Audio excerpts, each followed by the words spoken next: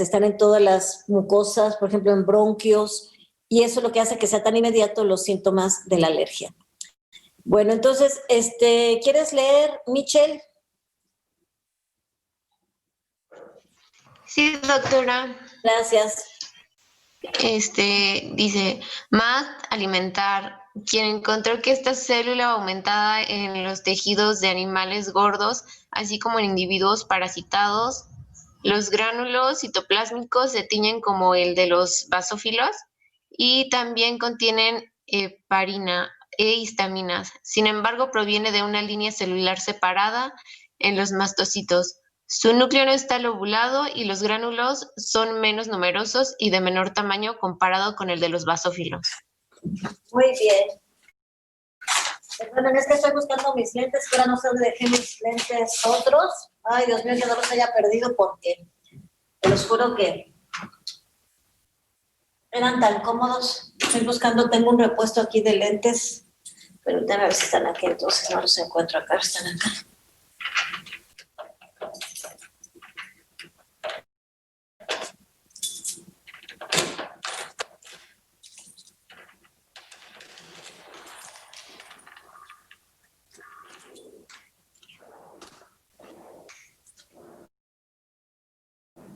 Vale, ya no están mis lentes de repuesto, ¿dónde los puse, Dios mío? Mis lentecitos de repuesto.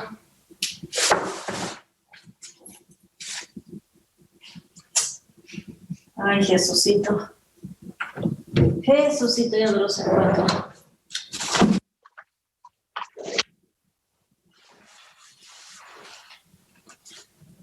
Bueno. Perdón. No los encontré.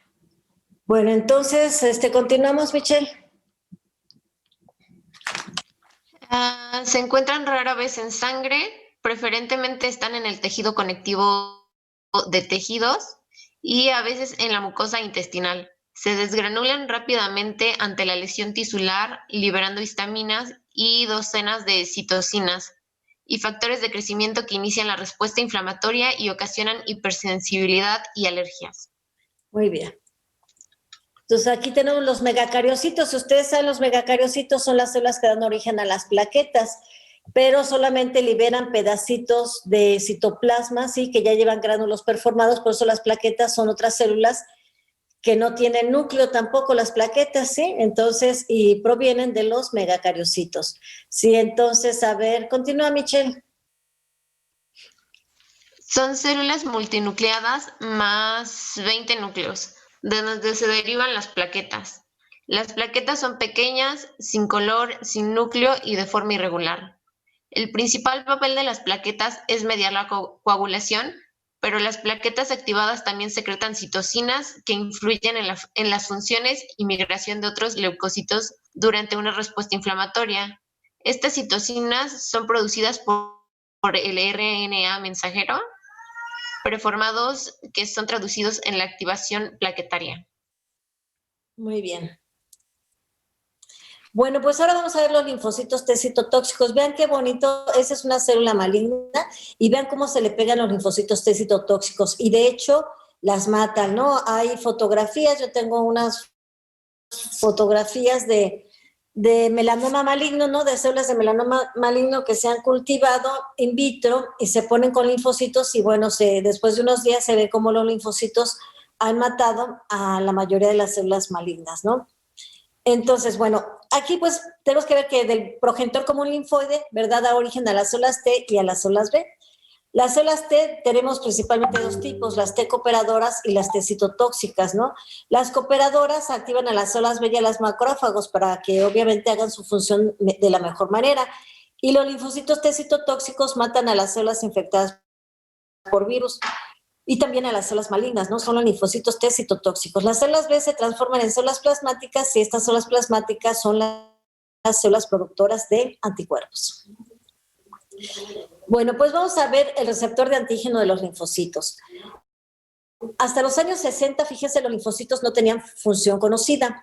Hay un libro muy viejo que no sé, yo creo que la biblioteca ya no está porque ya lo han de haber pues eliminado, ¿no? Por viejo. Era un libro chiquito, muchachos, azul, me acuerdo, que el autor era Gordon y era de inmunología. Era un libro pequeñitito porque pues no se sabía mucho de inmunología.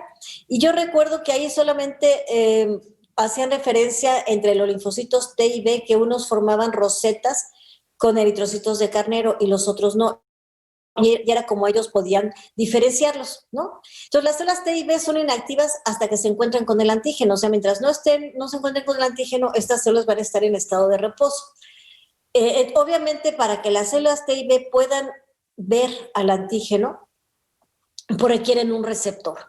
Yo ya les mostré una foto donde está el linfocito todo peludito, con muchas como pelitos en su membrana, ¿no? En su superficie. Pues estos son muchas moléculas y entre ellas está el receptor de antígeno. Ellos necesitan esto pues para poder ver el ambiente antigénico. Entonces el receptor de la célula B es un anticuerpo que está unido a membrana, o sea, es una inmunoglobulina de superficie. Sí, y el receptor de la célula T no es un anticuerpo unido a membrana, es una molécula distinta. Este es el receptor de la célula T o TCR. También al receptor de la célula B se le llama BCR. Entonces, cada receptor de antígenos se une a diferentes antígenos y cada célula, fíjense, esto es bien importante, tiene especificidad para un solo antígeno. Solo para un antígeno tiene especificidad cada una de estas células. Ahora, ¿qué es un antígeno, muchachos? Pues un antígeno puede ser proteínas extrañas, pueden ser virus, pueden ser bacterias, pueden ser parásitos, pueden ser hongos. Cualquiera de estos, pues, son antígenos. Y esto es como sucede la respuesta inmune, muchachos. Y esto es lo que nosotros, pues, vemos en un curso completo de inmunología. Aquí yo les voy a tratar de dar lo más importante para que ustedes al menos tengan idea, ustedes como personal del área de la salud, que es muy importante porque ustedes ven patología oral, infecciones orales, y entonces obviamente ustedes deben de comprender que la boca es un sitio de entrada muy importante para infecciones sistémicas, ¿verdad? Entonces es importante también que ustedes comprendan lo importante que es el sistema inmune y que más o menos conozcan cómo funciona. También es importante que ustedes comprendan, además de que sepan que la boca es un sitio de entrada, que es muy importante que ustedes exploren la boca perfectamente, ¿no? Porque no solamente pueden ver una infección como puede ser algo, una gingivitis, periodontitis, ¿no? También pueden ver lesiones que nos hablen de alguna infección sistémica, ¿no? Como por ejemplo el chancro primario de la sífilis o lesiones de condiloma acuminado, en fin, del virus del papiloma humano, ya veremos más adelante cuando vayamos avanzando en el curso, pero sí es importante que ustedes entonces sepan que deben explorarla, también ver una lesión maligna. Yo tuve una conocida, ¿verdad?, que tenía un cáncer de lengua, va con el dentista y todo, le dice, no, es que mire, lo que le está pasando es que el diente está afilado y le está lastimando la lengua. Para hacerles cuento largo, pues cuando ya fue pues con el doctor, con el oncólogo, pues ya el cáncer estaba muy avanzado, ¿no? Y esta pobre mujer murió de cáncer de lengua. Imagínense, es un cáncer muy horrible el cáncer de lengua porque, pues imagínate nada más, todos son feos, ¿no? Pero el de lengua también es muy horrible. Entonces es por eso lo importante, muchachos, que ustedes deben de explorar muy bien la boca y ser muy responsables. Entonces, obviamente, llega aquí un antígeno, puede ser ingerido por una célula presentadora de antígeno, ¿verdad? Se le tiene que presentar, vean, en las moléculas MHC a la célula T, ¿sí? A la célula T cooperadora. Esta se va a activar, va a secretar citocinas, ¿verdad? Y también va a tener contacto con la célula B para darle una coestimulación y que ella se transforme en célula plasmática secretora de anticuerpos y haya algo que se llama maduración de la afinidad y cambio de isotipo y células de memoria, que veremos más adelante. Y después, obviamente, por otro lado, también las MHC clase 1 le presentan el antígeno a las células citotóxicas, ¿verdad? Esta se transforma y entonces se activa y va a matar a la célula que obviamente presente este antígeno, ¿sí? Principalmente células, por ejemplo, infectadas por virus. Entonces, obviamente, ustedes se fijan, es complejo nuestro sistema inmune, pero tiene siempre contacto con la célula presentada antígeno, que en general son células de la respuesta inmune innata, pero que requieren presentar el antígeno a las células de la respuesta inmune adaptativa. Por eso les decía yo que aunque se estudian por separado, estas dos respuestas siempre están interconectadas y son cooperativas. Ahora los tejidos linfoides. Bueno, tenemos órganos del sistema inmune, órganos primarios y órganos secundarios. Los órganos primarios son donde se forman y maduran nuestras células inmunes. En la médula ósea y el timo son sitios de maduración. Aunque los linfocitos T también se producen en la médula ósea, ellos maduran en el timo, por eso se le llaman células T. Y Miller fue la persona que descubrió el timo, ¿no? Y lo importante que era este órgano para la maduración de las células T. Luego, los órganos linfoides secundarios son el vaso, el tejido linfoide asociado a mucosas y el tejido linfoide asociado al intestino. Vienen de las siglas en inglés de gut, que es intestino, o también pueden encontrar NAL, que viene de nose, que es nariz, o BALT, que es de bronquio, ¿sí? Pero es simplemente un acúmulo de linfocitos, ¿sí? Bueno, entonces, Jet, ¿quieres leer? Sí, doctora. El SI no es un órgano discreto como el hígado o el riñón. SI es un equipo bien integrado con... Perdón, les voy a decir que el SI es el sistema inmune. Bueno, el sistema inmune no es un órgano discreto como el hígado o el riñón. Es un equipo bien integrado con contribuciones del sistema circulatorio, sistema linfático, varios órganos linfoides y tejidos, así como las células hematopoyéticas, especializadas moviéndose entre ellos. Un tejido linfoide es simplemente un tejido en donde se encuentran los linfocitos. Los órganos linfoides son un grupo de folículos rodeados o encapsulados por tejidos especializados de soporte y membranas. Muy bien. Entonces, vean, aquí tenemos un ratoncito, pobrecito, lo mataron. Este es el vaso, vean, y este es el timo. Fíjense que nosotros hacíamos en el laboratorio, que ya no quisieron los chicos, ya no quisieron matar la ratita, lo cual a mí me parece muy bien, pero sacábamos el vaso y lo machacábamos así, ¿no? En un mortero, y hasta que quedara bien, lo hacíamos lavados y luego lo centrifugábamos. Y no se imaginan la cantidad tan impresionante que sacábamos de linfocitos, ¿sí? O sea, se extraen muchos linfocitos del vaso, y vean qué órgano tan pequeñito, y no se imaginan qué cantidad tan grande de células blancas obteníamos. Esos son un acúmulo de ganglios linfáticos también en la ratita. Y bueno, entonces, continuamos. Órganos linfoides. Tejido organizado en el cual los linfocitos interactúan con células no linfoides, sitios de maduración e iniciación de las respuestas inmunes adaptativas. Órganos linfoides centrales. Timo, maduración de las células T. Médula ósea, maduración de células B. Órganos linfoides periféricos. Nódulos linfáticos, pulpa blanca del vaso MANT. Activación de células T y B. Atrapamiento del AG. Selección clonal y proliferación. Células efectoras y memoria. Muy bien. Entonces, fíjense, es bien importante porque obviamente el timo es una maduración de células T y la médula ósea de células B. Y los órganos linfoides periféricos, que son los nódulos linfáticos, la pulpa blanca y el tejido linfoide asociado a mucosas, es bien importante porque aquí es donde se lleva realmente, digamos, el montaje de la respuesta inmune, que quiere decir, aquí es donde se activan las células T y B, aquí es donde se atrapa el antígeno, y esto va a provocar algo que se llama selección clonal y proliferación y la producción de células efectoras y obviamente la memoria inmunológica. Es bien importante, muchachos, esto de la memoria inmunológica, lo que ahorita, por ejemplo, está en boga, ahorita que ustedes están viendo con la pandemia, ¿verdad? Y de la famosa vacuna, pues lo que se requiere también es que estas vacunas produzcan memoria inmunológica. Si no hay memoria inmunológica, pues vamos a ver, la vacuna sería totalmente ineficaz, ¿no? Entonces, esto es lo importante también para ¿cómo se llama? Producir una buena respuesta inmune, es que haya memoria inmunológica, ¿no? Y esta es la base, pues obviamente, de las vacunas. Por eso nos vacunan y nosotros, gracias a esto, pues ya no tenemos la enfermedad, ¿sí? Estamos inmunes a la enfermedad para la cual nos vacunaron. Bueno, nódulo linfático, entonces llega el antígeno, ¿verdad? Y si la defensa innata lo detiene, perfecto, pero si no, el antígeno entonces pasa a la linfa. De la linfa, pues va a llegar a los ganglios linfáticos. En los ganglios linfáticos el antígeno va a interaccionar con todas las células que se encuentran ahí, ¿no? Linfocitos, células dendríticas y macrófagos. Pero obviamente la que toma el antígeno es la célula dendrítica, lo procesa y lo presenta a las células TNAIR. La célula dendrítica, les digo, les repito muchachos, es muy importante y les vuelvo a repetir, es la única célula capaz de presentar el antígeno a las células TNAIR.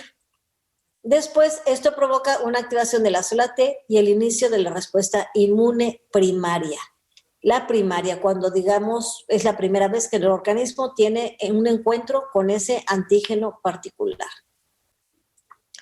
Bueno, pues ahora sí vamos a ver el nódulo linfático. El nódulo linfático realmente es algo, es un órgano muy bien organizado, y además de que está muy bien organizado, pues es muy importante porque aquí obviamente se va a llevar a cabo el montaje, les repito, de la respuesta inmune. Entonces vamos a ver cómo está conformado. Si ustedes se fijan, tiene un vaso aferente linfático, ¿verdad?, que llega y va a drenar la linfa, pero fíjense, la linfa drena por unas, digamos, ¿cómo llamarle?, trabéculas, por las cuales pasa perfectamente, se baña de linfa el órgano, llega a los senos medulares y luego sale por la vena linfática eferente. Esto es con respecto a la linfa. Y también tenemos, obviamente, también está vascularizado, entra la arteria y sale una vena. No, entonces el ganglio está formado por tres regiones: la corteza, la paracorteza y la médula.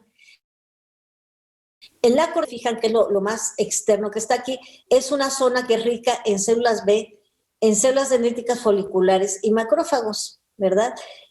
Inmediatamente adyacente a esta corteza está el paracortes, y esta es una zona rica en células T y en células dendríticas.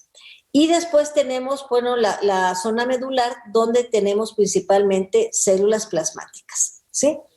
Ahora, si ustedes se fijan en la corteza, vemos algo que se llama folículo linfoide primario, ¿verdad? Que es un área, voy a quitar este mouse porque esto es muy sensible, es un área rica en células B, y en el área paracortical, como ya dijimos, en esta área paracortical están las células T.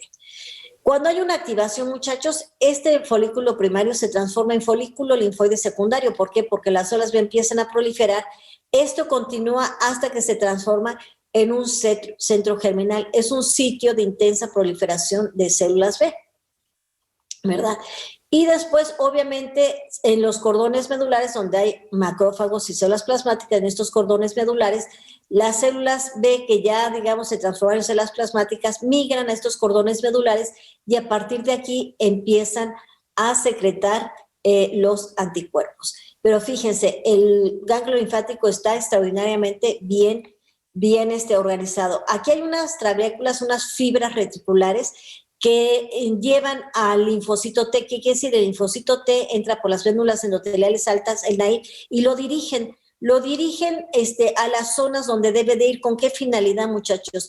Con la finalidad de que el linfocito T tenga muchas mayores probabilidades de encontrarse con la célula dendrítica que está presentando el antígeno. Entonces no crean que entran aquí a lo loco, no. Estas fibras reticulares son células fibrosas reticulares que conducen a la célula T para que venga a la zona de células dendríticas, para que pueda reconocer el antígeno. Entonces, si se fijan, es un órgano altamente especializado para que se pueda montar una respuesta inmune efectiva. Chicos, si algo de lo que digo no entienden, les pido por favor que me interrumpan, y con mucho gusto se los comento, se los explico. Sí, por favor, no se queden con dudas, porque esto es importante. Y yo no sé si ustedes lleven más adelante inmunología, sé que llevan en patología o algo, pero no importa. Si tienen alguna duda, por favor, sin pena, sin miedo, interrúmpanme, con mucho gusto trato de aclararlo, ¿sale? Bueno, entonces aquí tenemos, vean las trabéculas, vean qué bien organizado está el ganglio, la cápsula, sí, los senos medulares, los cordones medulares. Aquí está, vean, la corteza, los folículos y el paracortes. Entonces, el nódulo linfático está muy bien organizado. Y aquí tenemos la cápsula, el seno subcapilar, la valva por donde va la linfa, ¿sí? Y van las trabéculas, muy bien organizadas, el seno trabecular, el seno subcapsular, y esto es una zona llena de linfocitos, como ustedes pueden ver. Bueno, y entonces aquí ya hubo un cambio. Si ustedes ven, aquí se ve algo como más claro, ¿sí? Vean aquí también. Este es un centro germinal. ¿Qué quiere decir? Que aquí es una zona de intensa proliferación de células B, ¿sí? Aquí tenemos, están proliferando de una manera importante, está la zona subcapsular, y aquí hay una intensa proliferación. ¿Qué quiere decir? Aquí ya hubo una estimulación antigénica. La zona marginal, pues, es lo que separa al centro germinal del resto de lo del ganglio linfático. Sí, y aquí hay otro, si se fijan, otro centro germinal. Entonces, vean qué bonito está, aquí hay mayor aumento, la zona marginal, la zona subcapsular, y vean, esta es una zona de intensa proliferación de células B. Aquí también, bueno, estamos viendo los senos medulares, las células plasmáticas que ya están ahí, y que ¿qué están haciendo? Pues precisamente secretando anticuerpos. Bueno, entonces, hay unas estructuras muy especializadas en este ganglio linfático que se llaman las vénulas endoteliales altas. Entonces, la sangre, como ya dijimos, entra al nódulo linfático por las arterias, ¿sí? Y las vénulas postcapulares en el paracortes tienen células endoteliales cuboideas, son cuboideas, como las pueden ver, ¿sí? Están grandotas, están gordas, ¿sí las ven? Y estas se les denominan vénulas endoteliales altas, que están especializadas para permitir entrar a los linfocitos, y a los linfocitos naïf nada más, y a nadie más al nódulo linfático. O sea, estas son células especializadas, solo permiten la entrada de las células naïf, y hasta ahí. Nadie más puede entrar. ¿Se fijan? Por eso son muy importantes estas estructuras. Les pongo cómo se escribe en inglés, porque así es como lo van a encontrar con estas siglas en los libros. Bueno, ¿cuántos linfocitos totales hay del ganglio linfático? A ver, Anaí, ¿quieres leer?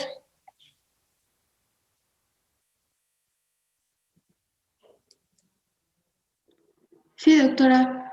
Gracias. 25% linfocitos B, 60% linfocitos TCD4 más, 15% linfocitos TCD8 más. Solo el 10% de los linfocitos llega al... ¿Qué es GL, doctora?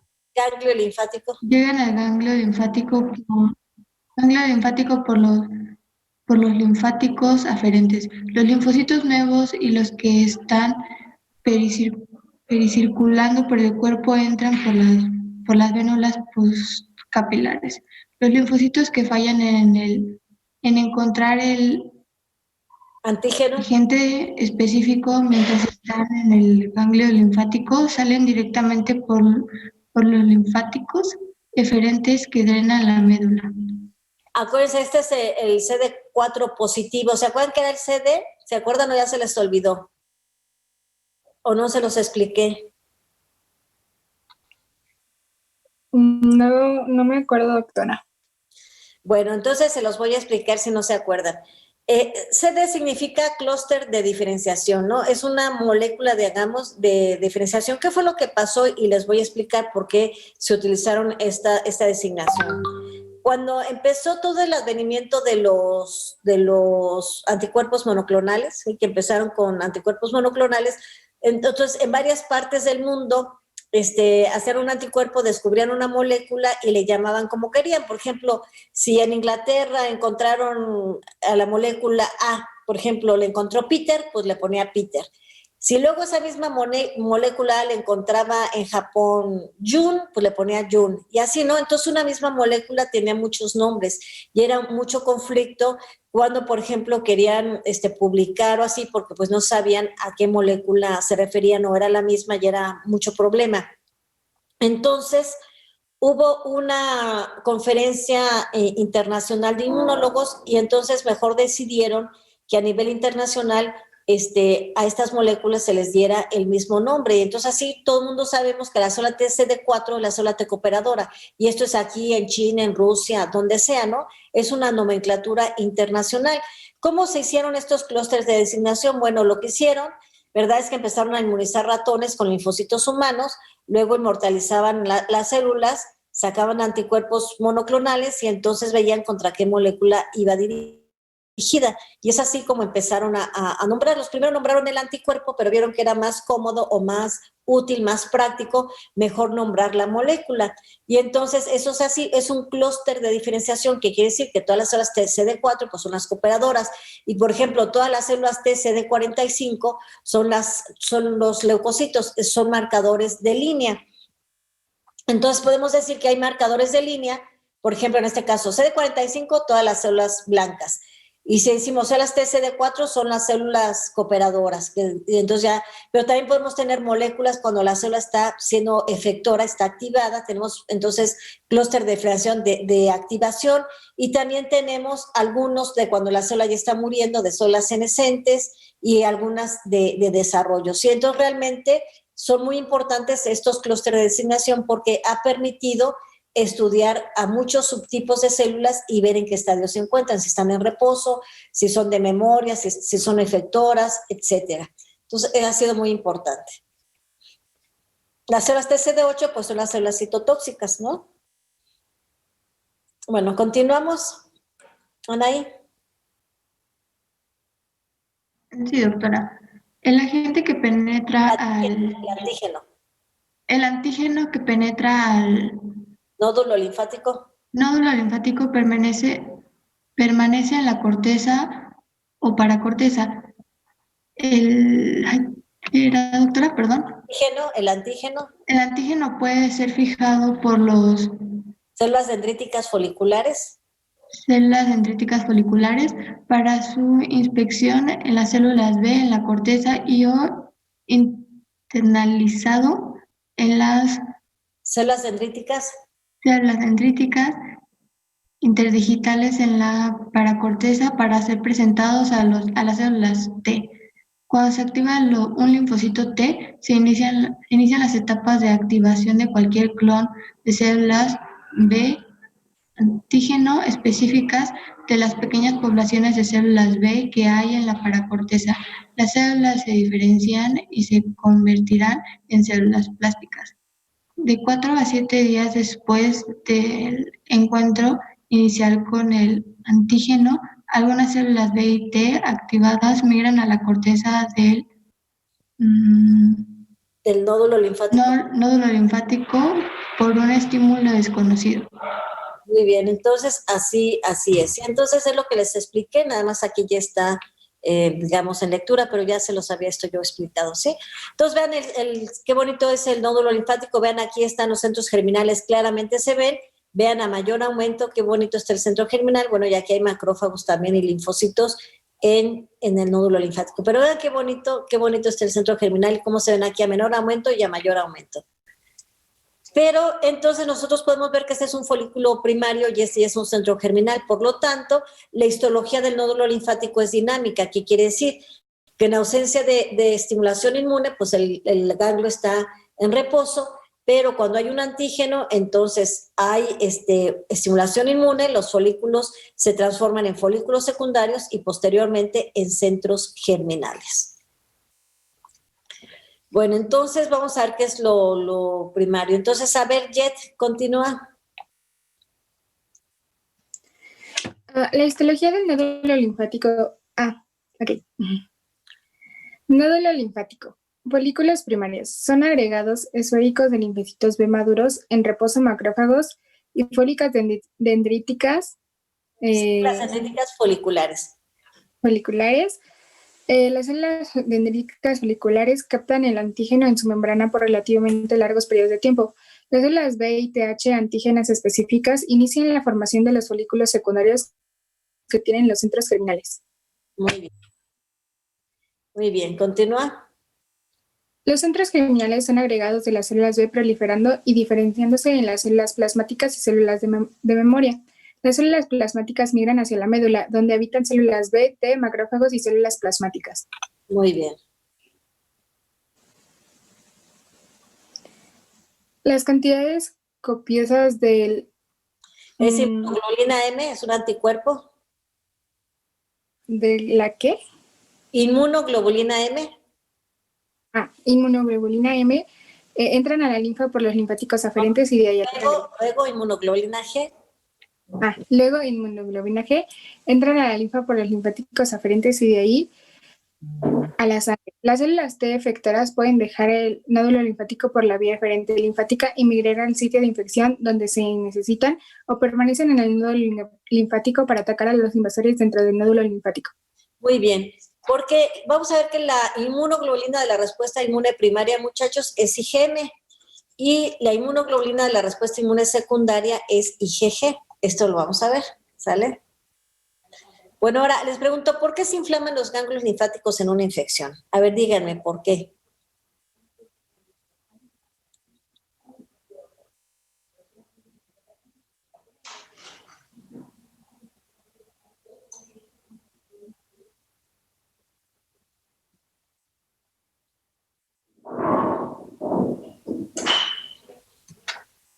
¿Por qué se imaginan?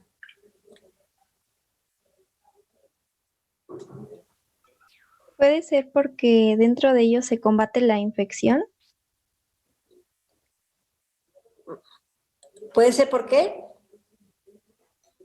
Porque dentro de ellos se combate la infección.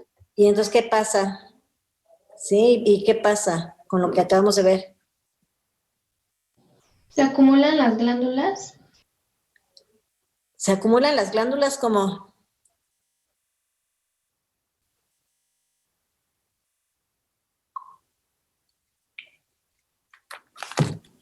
Bueno, es que lo que a mí se me ocurre es que cuando hay una infección, pues se trata de combatir y puede ser que muchas células se vayan a esa parte causando la infección, ¿no?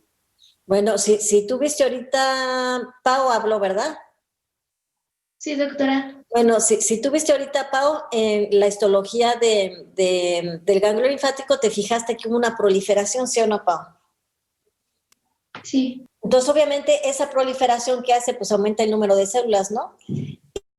Y luego también hay otra situación, además de esto, por un estímulo que aún se desconoce, el ganglio linfático se cierra, no deja salir a nadie. Entonces, ¿qué pasa? Se inflama. ¿Con qué finalidad no deja salir a nadie? Pues para que la respuesta inmune se monte bien, se empiezan a producir muchos anticuerpos, ¿sí? Y es por eso que se inflaman. Hay enfermedades donde esto es muy exagerado, por ejemplo, en la peste negra también se le llamaba peste bubónica. ¿Por qué? Porque los ganglios, sobre todo el cuello, muchachos, se formaban aquí unas bolotas y entonces incluso se pueden fistulizar y entonces estaban así tremendos, muy feos. Es la peste negra o la peste bubónica, ¿no? Que pues es una enfermedad muy terrible. Muy bien, perfecto. Entonces, bueno, ya vimos que las barreras fisiológicas son todas estas, ya les expliqué. Aquí nada más son grandes poblaciones de linfocitos T y B, macrófagos y células plasmáticas. Por ejemplo, las placas de Pelle es un tejido linfoide asociado a mucosas, las tonsilas, las células de Langerhans son células presentadoras de antígeno que se encuentran en la piel y también secretan citocinas. Entonces, si se fijan, todo nuestro organismo por todos lados está muy bien equipado con células de nuestro sistema inmune. Bueno, nos vamos a ver ahora el vaso. El vaso también es un órgano que tiene sangre. Si ustedes saben, ahora que les mostré el vaso del ratoncito, pues se dieron cuenta que estaba bien colorado. Está además, es un órgano sumamente vascularizado. Por ejemplo, si Dios no lo quiere, nosotros llegáramos a tener un accidente automovilístico o algo que nos provoque una hemorragia, el vaso se puede exprimir y nos puede dar medio litro de sangre más, aunque bueno, cuando hay una hemorragia importante, pues realmente te desangras igual rápido, ¿no?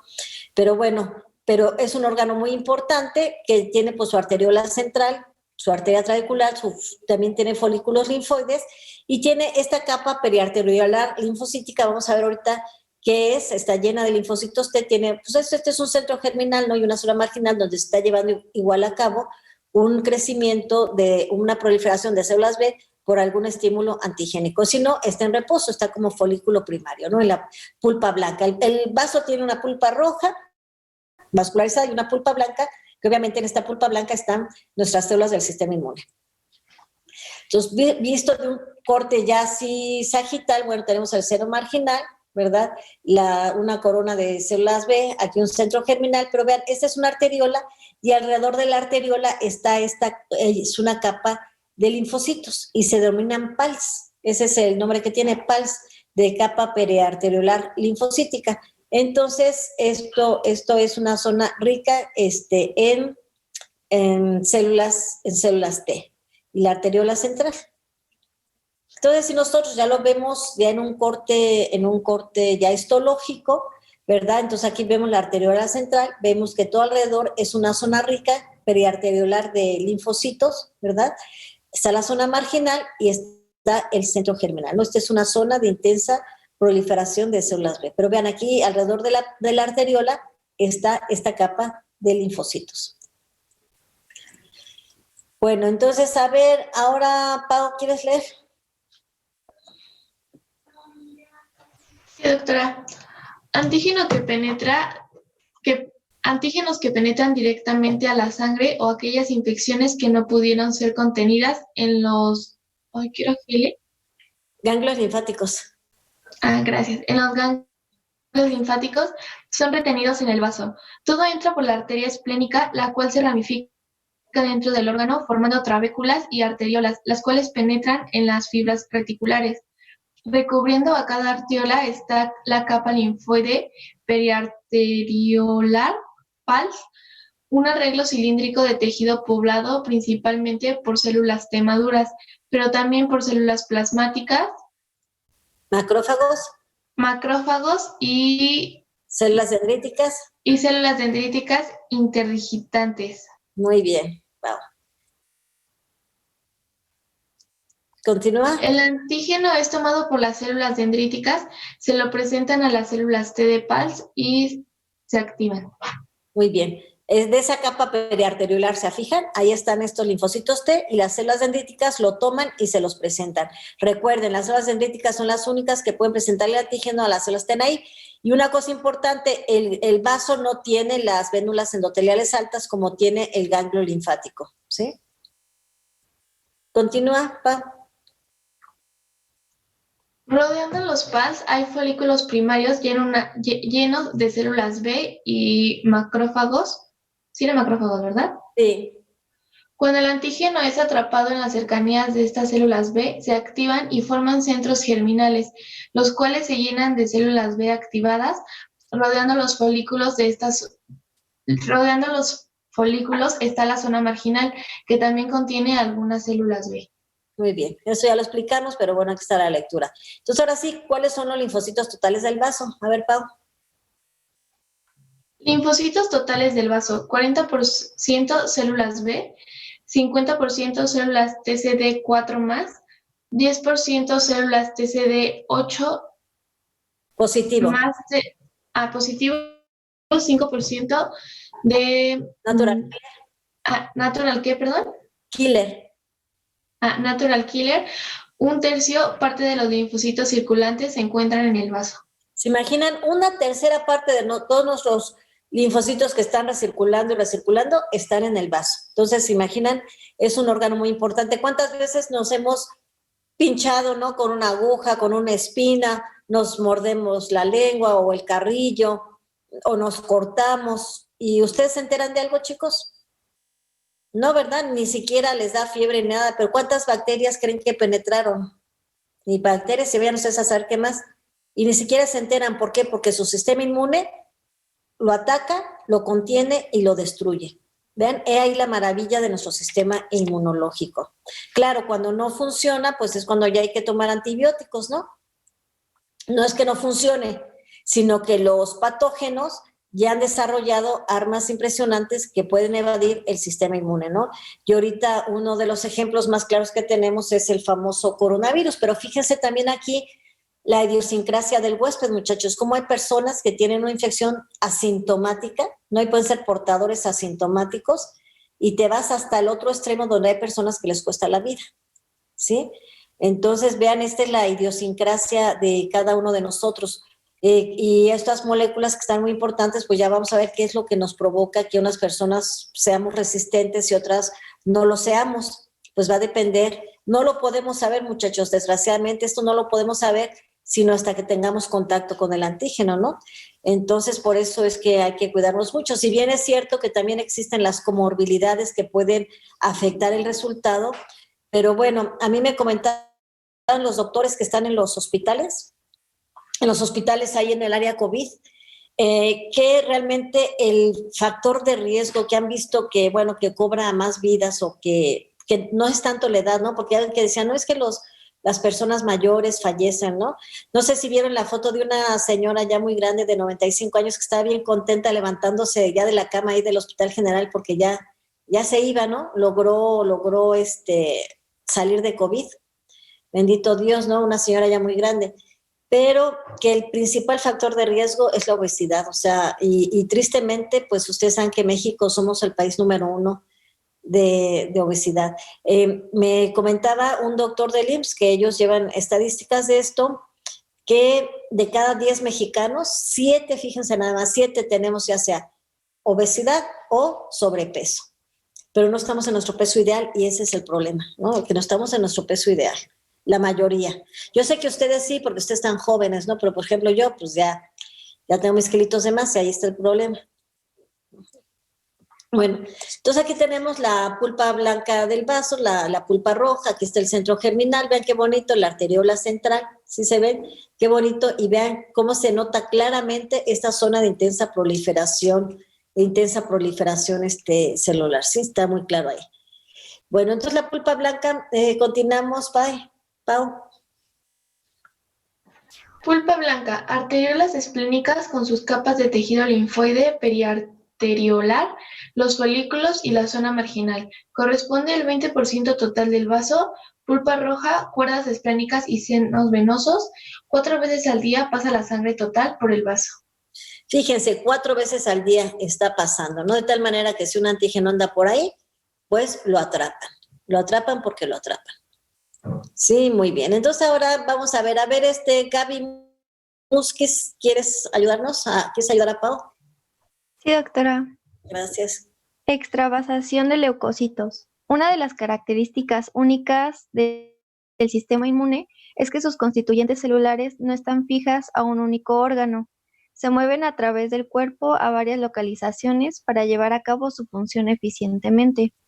Aunque los leucocitos circulan en la sangre, sus servicios son requeridos dentro de los tejidos. Muy bien, y entonces nosotros vamos a llevar una clase, ¿verdad? Donde vamos a ver precisamente la migración de leucocitos, ¿sí? De cómo migran los leucocitos a la zona bajo ataque. Entonces ahora les pregunto, ¿cómo los leucocitos migran fuera de la sangre y llegan a los tejidos que han sido dañados o que están bajo el ataque de patógenos? O sea, ¿cómo se imaginan, muchachos? Me imagino que ustedes en patología ya verían algo, pero quiero que me digan, ¿cómo se imaginan que los leucocitos pueden salir del torrente circulatorio y llegar al tejido que está bajo ataque?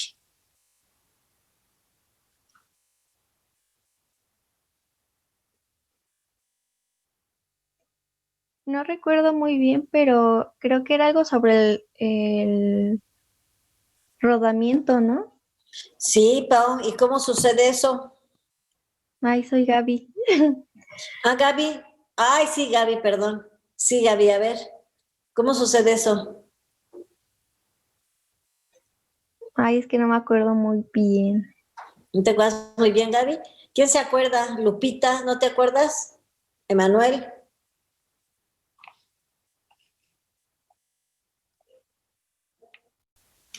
¿No se acuerdan? Pues, a ver, doctora. ¿mandé, Emanuel, perdón? No me acuerdo. Es de la parte, es que no sé si estoy bien, pero de lo del ácido, ay, se me fue el nombre. ¿Te acuerdas cómo se llama el ácido, Gaby? ¿Araquidónico? Ajá, ¿es sobre esa parte, doctora? Bueno, la vía del ácido araquidónico ya es la vía, digamos, de activación donde es una cascada de señalización que llega a producir, digamos, muchas cosas en las células, ¿no? Desde los segundos mensajeros, la activación de los factores de transcripción nuclear y muchas cosas. Pero eso, digamos, es intracelular. Yo le estoy diciendo qué es lo que pasa afuera, o sea, cómo una célula que está en el torrente circulatorio puede salir y llegar al tejido que está bajo ataque. O sea, ¿cómo puede migrar? Es lo que les estoy preguntando. Anet, o Giovanna, ¿cómo te dicen, Anet o Giovanna? Giovanna, doctora. Giovanna. A ver, Giovanna. No sé si es como o sea, se ayudan por la parte de las quimiosinas.